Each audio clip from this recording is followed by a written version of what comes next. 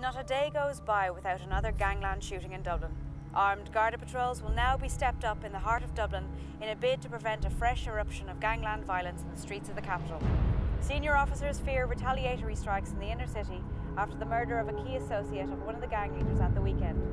Police authorities will enforce a high level of security that already exists in the streets. Deploying the Emergency Response Unit is one of the options being considered by top officials to try and maintain the peace in the streets.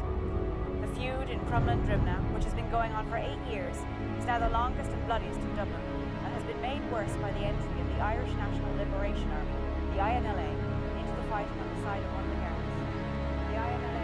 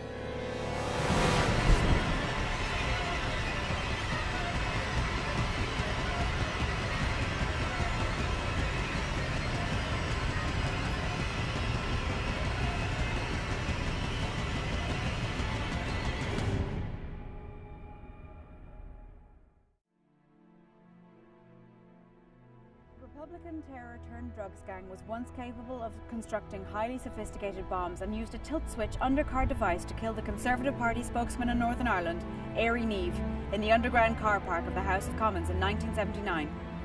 The situation is further exacerbated by the fact that since leading Dublin and Limerick gangsters have become acquainted in prison, they have formed mutual assistance pacts, where the sides supply each other with weapons and even contract killings out to each other while also assisting in drug trafficking. I am here with Senator David Norton, who has spoken out openly about the vast changes this country has seen in regards to violent crime and what can be done about the problem. Senator, what can be done about the problem?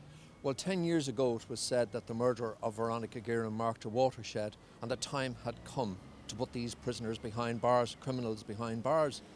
And in the last few years since that occasion, Limerick and Dublin have become mini versions of the New York Bronx, flooded with drugs and controlled by armed gangs. Murders, manslaughters, attempted murders have rocketed, and attempts on ordinary people's lives are rocketing.